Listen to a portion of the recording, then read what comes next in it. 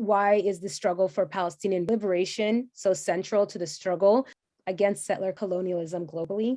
We've been living in a framework where it's been very difficult for people to really see rich Palestinian humanity, rich Palestinian dignity, rich Palestinian creativity, and ugly Palestinian suffering, vicious Israeli domination and occupation.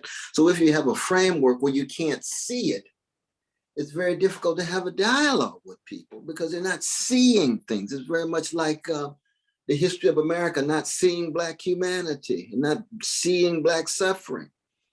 Part of what it is to be part of a prophetic tradition in Judaism and Christianity and Islam, or even with our precious secular brothers and sisters, how do you stay in contact with the humanity of people who are rendered invisible given the frameworks that are in place with the rich humanity of Palestinian peoples? Which means you got deep anti-Palestinian blinders, and it's tied to the hatred of Palestinians, the traumatizing of Palestinians, the terrorizing of Palestinians, very much like Black folk in the United States, very much like precious brothers and sisters from the southern tip of Africa to the northern tip, from South Africa to Somalia. That's what it is to be part of a colonized framework.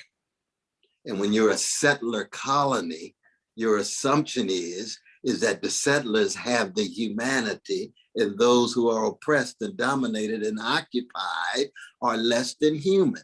And we're simply here to say, care, that's a lie.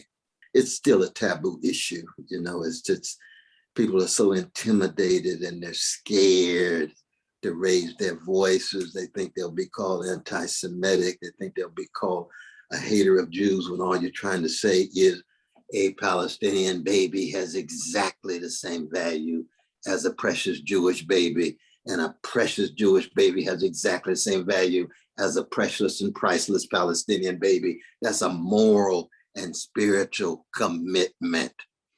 And just to be committed to that puts you over against the narrow frameworks of trying to understand Israeli-Palestinian relations in the United States. And you got powerful interests at the top, very, very powerful interests at the top.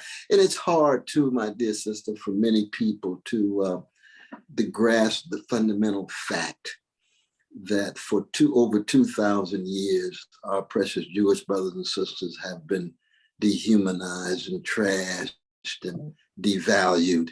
And so they have an underdog mentality, and it's understandable because anti-Jewish violence and hatred has been chronic, especially in Christian civilizations, but also others. But when they're in a situation when they're top dog, tied to the biggest top dog, the American empire in the world, it's hard for them to shift from that underdog mentality of 2,000 years to new circumstances in which you're the one that has nuclear power. You're the one that get the $4 billion. You're the one that's trying to get, that has the dome. You're the one that's dominating. You're the one that's occupying. And you're so used to understanding yourself as oppressed, dominated, and occupied. Oh, that's a shift. It is a shift. And that's a challenge to us because we can understand how difficult it is for people to understand that shift. And yet the shift is something that has to be grasped, that we know that oppressed people, when they become oppressors, can become just as cruel as the folk who oppress them. It's a human thing. I've seen it in Africa. I've seen it in Latin America. I've seen it in the Middle East. I've seen it in Asia. And so that's why moral and spiritual standards have to be the key. And that's why care is so very important. And that's why the work that you are doing and the others is so significant.